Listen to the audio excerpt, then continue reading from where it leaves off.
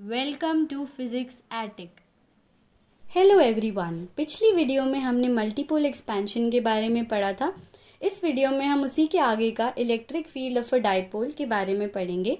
ये multipole expansion का ही part है। जो दूसरा वाला इलेक्ट्रिक फील्ड हम निकालते हैं डाइपोल की वजह से, वो अलग होता है, ये अलग है। तो हम शुरू करते हैं।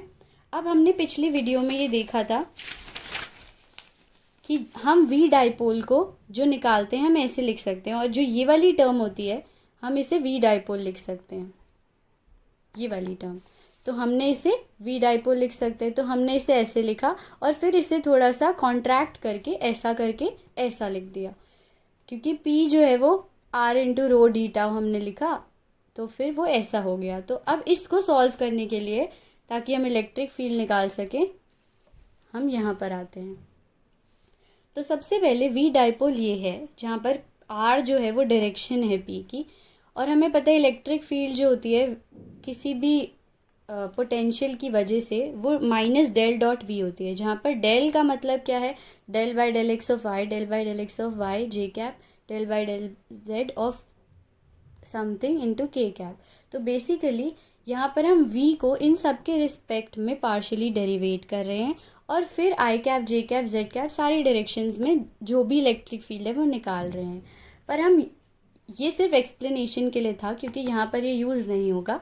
तो अगर हम चूज़ करते हैं p ओरिजिन पर लाई करता है और पॉइंट करता है z डायरेक्शन में, तो हम कह सकते हैं कि v dipole r comma theta is equals to this, जिसे हमने वापस यहाँ पर ऐसे लिख दिया। अब p डॉट, जब हम a डॉट b करते हैं तो a डॉट b का जो डॉट प्रोडक्ट है वो mod A mod B cos theta देता है, तो वैसे ही mod P mod R cos theta आएगा हमारे पास।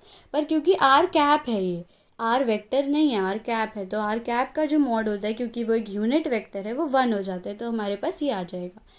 तो जब ये आ गया तो हम स्फेरिकल कोऑर्डिनेट सिस्टम को यूज़ करेंगे। यहाँ पर हमने उसे बनाया है, यहाँ पर जो ओरिजिन है वो यहाँ पर ओ है, ये रहा। इस ओरिजिन से जो पी वेक्टर है वो जेड डायरेक्शन में पॉइंट करता है। ये एक पॉइंट के है, इसकी प्रोजेक्शन यहाँ पर है। इस पॉइंट के का जो एंगल है, जो ये लाइन बना रही है आर वेक्टर, जो बेसिकली ये है, ये आर वेक्टर जो लाइन बना रहा है जेड एक्सिस के साथ, उसका और इसका एंगल थीटा है। जो ये लाइन है, जो इस लाइन की बिल्कुल प्रोजेक्शन है, उसका एक्स एक्सिस के साथ एंगल फाई है। तो हम स्टार्ट करते हैं। हमें पता है कि जो स्फेरिकल कोऑर्डिनेट्स हैं उनके अकॉर्डिंग जो डेल होता है, डेल ऑफ स्फेरिकल कोऑर्डिनेट्स, वो ऐसा दिखता है, mod del by del R into A R cap plus A theta cap 1 by R del by del theta plus A phi cap 1 by R sine theta del by del phi.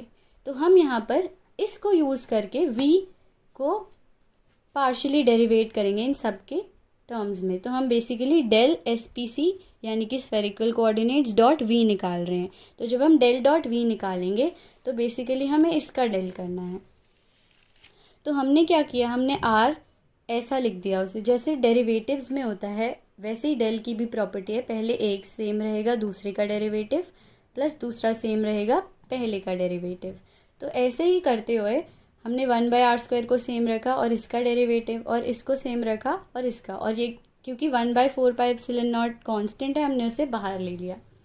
अब इसके बाद हमने mod are से multiply और divide किया। Mod are को basically, mod are जो है वो आर ही है, तो हमने आर से मल्टीप्लाई किया। जब हमने आर से मल्टीप्लाई और डिवाइड किया तो यहाँ आर क्यूब बन गया, और जब ऊपर मल्टीप्लाई हुआ तो आर कैप इंटू आर जो है वो mod r cap into r जो है हमें आर वेक्टर देता है, तो ये आर वेक्टर बन गया। सिमिलरली यहाँ पर हमारा आर वेक्टर बन गया और नीचे आर क्यूब आ गया। अब जब हम इसका डेरिवेटिव जब हम इनका डेल निकालते हैं बेसिकली, तो हमारे पास ऐसा कुछ आता है आर वाली डायरेक्शन में, और ऐसा कुछ आता है थीटा वाली डायरेक्शन में। या फिर हम ऐसे भी लिख सकते हैं, डायरेक्टली कि ई आर जो है वो minus del V by del r है। तो पहले हमने उस पूरी टर्म को आर के रिस्पेक्ट में किया। किस पूरी टर्म को? इस पूरी टर्म को हमने आर के रिस्पेक्ट में किया, तो ये आया। फिर उसी पूरी टर्म को हमने इस तरीके से किया, वो -1 बाय आर मल्टीप्लाई करके, तो ये आया। फाई के साथ किया तो ज़ीरो आया, क्योंकि यहाँ पर आपको कहीं फाई नहीं दिख रहा है। तो जब फाई है ही नहीं तो उसके रिस्पेक्ट में हम पार्शियली डेरिवेट करेंगे तो हमारे पास ज़ीरो आएगा, राइट। तो हमने इन सब की इलेक्ट्रिक फील्ड्स डायरेक्टली निकाल ली। पर यहाँ पर हम क्या कर रहे हैं, हमने पहले पोटेंशियल का डेल निकाला जो कि ये आया।